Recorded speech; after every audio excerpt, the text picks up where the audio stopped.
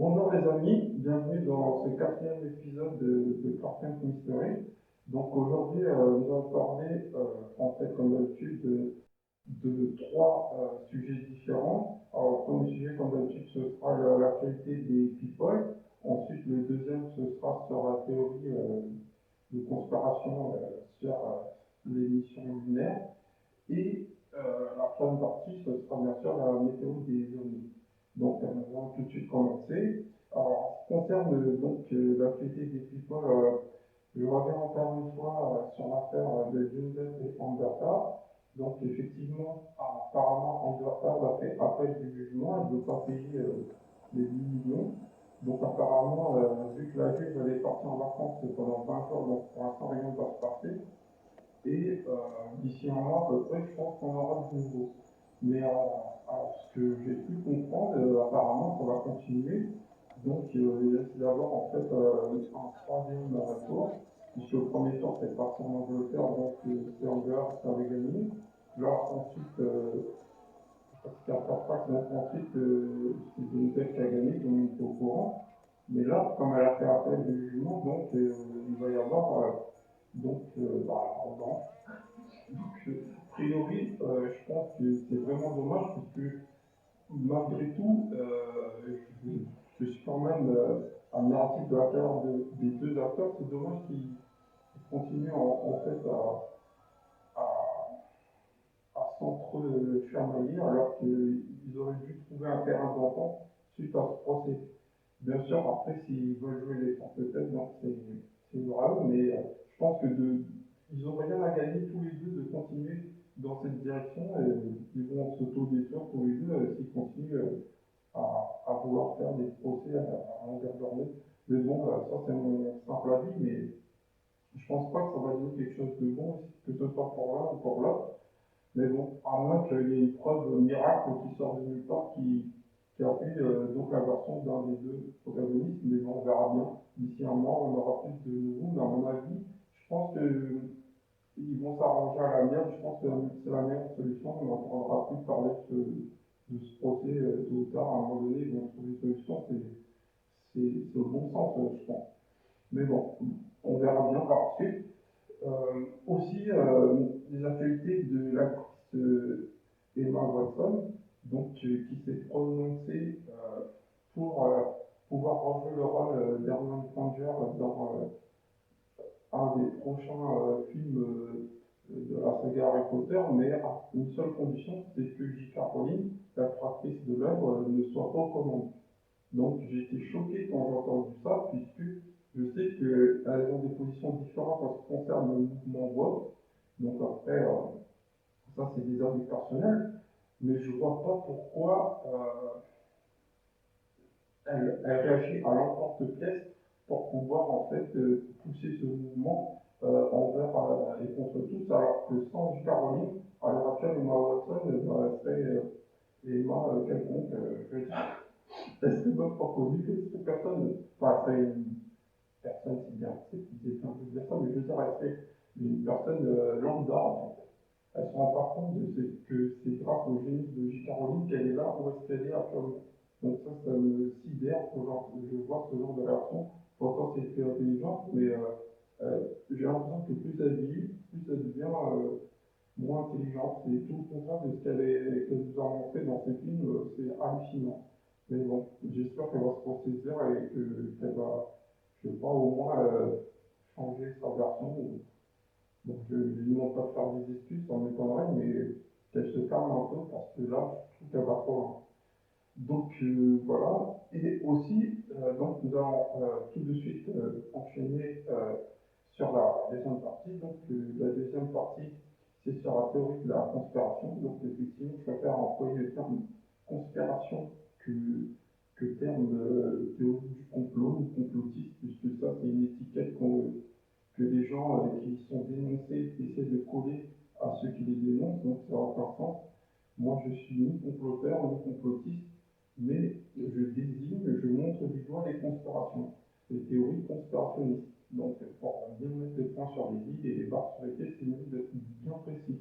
Puisqu'aujourd'hui, on emploie des mots et des termes, ça n'a fait aucun sens, comme tous les mots se finissent par phobe, alors que phobe, ça veut dire peur. Donc, je vois pas qu'on aurait peur de tel ou tel genre d'individu, puisque c'est pas du tout la question de la peur. Agoraphobe ou arachnophobe, ça veut bien dire ce que ça veut dire. Par contre, d'autres mots qui finissent par phobe, ça ne veut pas dire du tout ce que ça veut dire. C'est juste pour coller une étiquette et utiliser les personnes qui, en fait, dénoncent ou qui ne sont pas d'accord. Bon, voilà, c'est une petite parenthèse. Et aussi, dans cette deuxième partie, on va vous parler de la mission Apollo 20. Donc, il y aurait eu une mission spéciale Apollo 20, je vous la montre en vidéo. Donc, dans cette mission, donc, les Russes et les Américains ont été associés pour pouvoir, en fait, se rendre sur la face cachée de la Lune pour effectivement vérifier s'ils avaient vu lors d'une photo prise par un satellite, ils avaient remarqué que dans un cratère, il y avait un objet insolite, donc qui faisait à peu près 1 ou 2 km de long et qui ressemblait fortement à un ancien vaisseau spatial. Donc il y a eu cette mission de fait, donc on ne sait pas si c'est un fake ou donc si c'est une véritable mission. Étant donné que la mission est classée top secret par ses auteurs, donc c'est évidemment dur de vérifier les sources et de savoir l'authenticité de cette mission. Bon, bien sûr, si une mission est classée top secret, elle sera toujours démentie, même si elle est vraie. Donc c'est très difficile de savoir, étant donné que la qualité de la vidéo est quand même très ressemblante à ce qu'il pouvait y avoir à cette époque.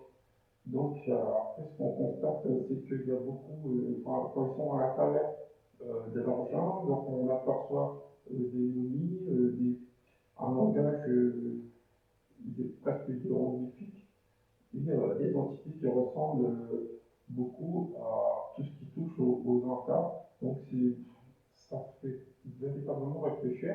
Donc, au-delà du fait que ce soit un canular ou quelque chose d'avéré, en tout cas, ça coïncide bien avec ma vision de comment l'homme est arrivé sur Terre.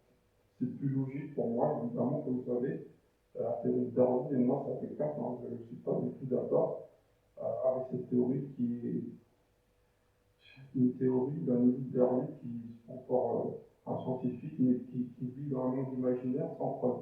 Donc, jusqu'à preuve du contraire, prouvez-moi que j'ai tort, j'attends toujours par un adversaire à ma hauteur, vu que c'est le silence radio. Mais bon, bref, c'est pas le sujet de la vidéo.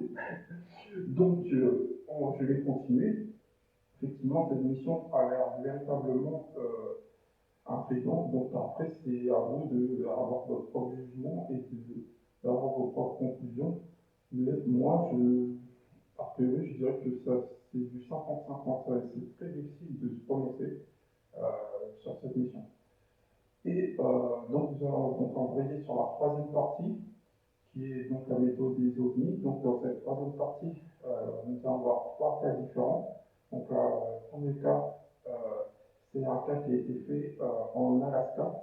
Donc, il y a eu un témoin qui a décrit une soucoupe volante qui a apparu en Alaska. Donc, il y a les chaînes de télévision qui sont venues le voir, mais sauf que le seul souci, c'est qu'il n'a pas pu filmer le phénomène, mais il n'est pas la seule personne à avoir vu ce phénomène inédit. Donc ça a fait beaucoup de bruit dans ce secteur. Et aussi, par contre, il y a les 2 autres cas ont été filmés. Par contre, il y a des vidéos qui correspondent. Donc le deuxième cas, c'est en fait au Canada où il y a eu un engin qui s'est s'est déplacé et aussi a bougé tel un vaisseau digne de la saga Transformers, si vous connaissez. Donc il s'est carrément transformé, mais ça avait l'air d'être un objet un peu robotique ou je ne sais pas quel type d'engin. C'est la première fois que je vois ce type d'ovni. Pourtant, j'ai déjà vu, comme je l'ai dit, j'ai déjà été témoin, en plus j'ai déjà vu différents objets sur les vidéos des gens qui ont filmé avec leur téléphone aussi. Mais ce type d'engin en particulier, c'est la première fois que je vois. Donc c'est véritablement peut-être une race qui débarque pour la première fois sur Terre, ou peut-être sur un engin de reconnaissance ou un projet secret de la zone 51, donc il y a plusieurs possibilités. Mais en tout cas, cet engin utilise l'antigravité et véritablement ça pose des problèmes vu le nombre d'ovnis qui apparaît quotidiennement, je veux dire annuellement dans le monde, ça se compte par milliers d'observations avec pas dans le cul. Donc là, ça commence à devenir très difficile pour ceux qui ne pensent pas que ça soit possible.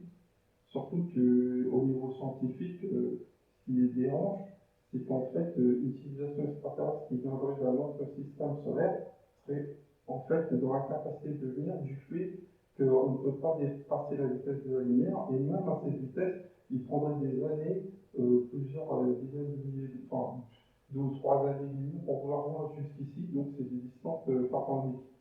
D'accord. Sauf que le seul souci de ces scientifiques, malgré que, admettons qu'ils utilisent un procédé de voyage classique tel que les fusées ou les dépassements classiques dans l'espace, ils n'arrivent même pas à se concorder sur le fait que la vitesse de déplacement est relative à celui qui se déplace et pas celui qui observe. Donc, ils ont oublié cette règle.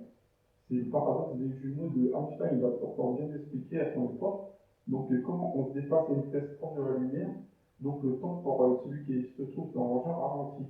Donc, quelque chose qui est 2 années-lumière, c'est une distance qui est mesurée par rapport au temps terrestre. Mais si on dépasse à la vitesse de la lumière, déjà, c'est paradoxal, puisqu'à la vitesse de la lumière, le temps est égal à zéro. Donc, déjà, il faut savoir ça avant de dire n'importe quoi.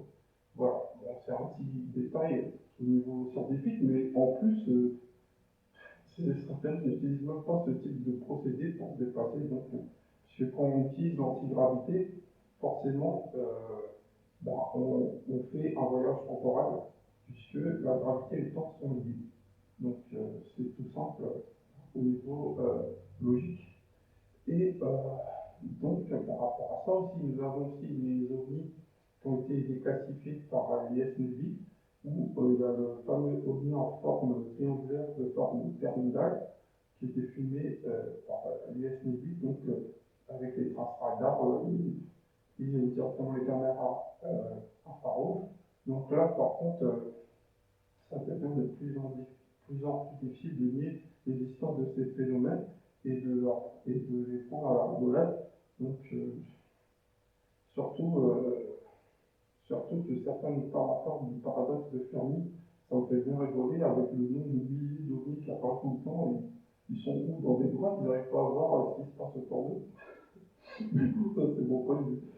Voilà, donc nous arrivons au terme de cette émission. La prochaine émission sera peut-être un peu plus longue puisque je vais vous parler d'un sujet qui est véritablement, profond. Il faudra aller jusqu'au fond du terrier du lapin blanc pour savoir ce qui se passe exactement, puisque je ne pourrais pas l'expliquer en quelques minutes, c'est pas possible. Donc je vais bien prendre mon temps pour développer ce sujet qui sera évidemment dans la deuxième partie, dans la théorie de la conspiration, de type X-Files, les dossiers cachés et non révélés, mais pourtant qui existent puisque la vérité est ailleurs, vous le savez. Donc voilà les amis, merci d'avoir suivi ce 4e épisode et je vous dis à très bientôt pour la suite et je vous souhaite une très bonne journée. Au revoir.